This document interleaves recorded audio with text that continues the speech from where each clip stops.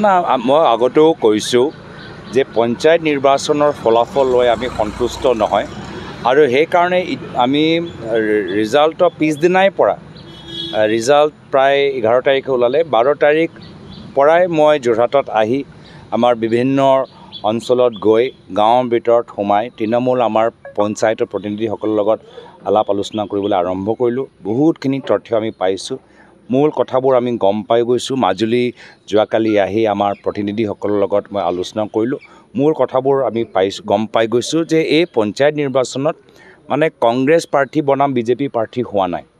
এই পঞ্চায়ত নিৰ্বাচনত আমাৰ কংগ্ৰেছৰ গাঁৱৰ প্ৰাৰ্থীসকল বনাম চৰকাৰী আঁচনি হৈছে, যিহেতু গোটেই প্ৰচাৰটোৱে আঁচনিৰ ওপৰত নিৰ্ভৰ আৰু আঁচনিৰ যোগেদি ৰাইজক বিজেপিয়ে ভাবুকি দিছে যি তেওঁলোকে নোৱাৰে, যি অসাংবিধানিক, যি মানে ইলিগেল, যে বিজেপিক ভোট নিদিলে আঁচনিবোৰ কৰ্তন কৰা যাব। এই যুদ্ধত যেতিয়া চৰকাৰী আঁচনিৰ লগত যেতিয়া আমাৰ কংগ্ৰেছৰ প্ৰাৰ্থীসকলক তুলনা কৰা গ'ল, তো ক'ৰবাত ৰাইজৰ মনত আমাৰ প্ৰাৰ্থীসকল অলপ তললৈ পৰি গ'ল।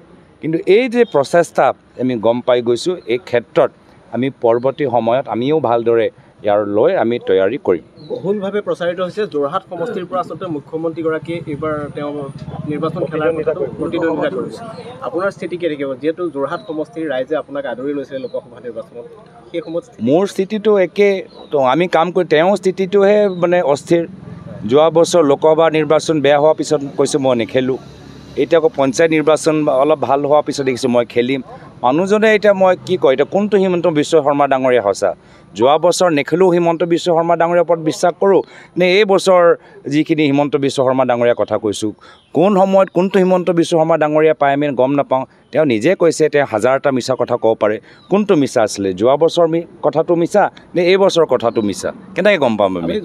সেইকাৰণে মই কিয় এৰিম? সেইকাৰণে আমি তেওঁৰ কথাৰ ওপৰত আমি ইমান গুৰুত্ব নিদিওঁ, ৰাইজৰ কথাৰ ওপৰত আমি বেছি গুৰুত্ব দিওঁ। অসম প্ৰদেশ কংগ্ৰেছৰ সভাপতি সলনি হোৱাৰ কথা কৈছে, তেনেকুৱা কিবা এই খবৰ? চাওক, আমি এই ক্ষেত্ৰত একো আমি নাজানো। অসম প্ৰদেশ কংগ্ৰেছ কমিটি ইতিমধ্যে আমি সকলোৱে নিজৰ নিজৰ অঞ্চলত পঞ্চায়ত নিৰ্বাচনৰ ফলাফল ওলোৱাৰ পিছত আমি নিজৰ নিজৰ অঞ্চলত নিজৰ স্থানীয় কৰ্মীসকলৰ লগত মত বিনিময় কৰি আছোঁ। এই ধৰণৰ কথা, ইয়াৰ কাৰণে আমি এইটোতো কিবা চিনেমাটো চোৱা নাই।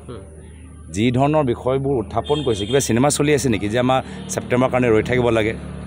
চিনেমা কিবা হ'লে আমি ৰৈ থাকিব পাৰিম, যে চিনেমা আহিব, পাৰ্ট 2 আহিব। এইটো কি এটা খুব এটা কি আছিলে এইটো War 1 War 2 কিবা চিনেমা চাই আছোঁ নেকি? সিংঘম 1 সিংঘম 2 কিবা চিনেমা চাই আছোঁ নেকি? অসমৰ ৰাইজ মুখ্যমন্ত্ৰীৰ পৰা মুখেদি কথাবোৰ ওলাই আছে, তো আমিতো একো চিনেমা চোৱা নাই যে আমি ট্ৰেইলাৰ কাৰণে ৰৈ থাকিব লাগে। যে ট্ৰেইলাৰ দিছে, এতিয়া আমি ফাইনেল ৰিলিজটো সেইদিনা হ'ব। গুৰুত্বপূৰ্ণ কথাবোৰ যদিও হয়, এটা প্ৰমাণ দিয়ক, প্ৰমাণটোৱে দিব পৰা নাই। তো সেইকাৰণে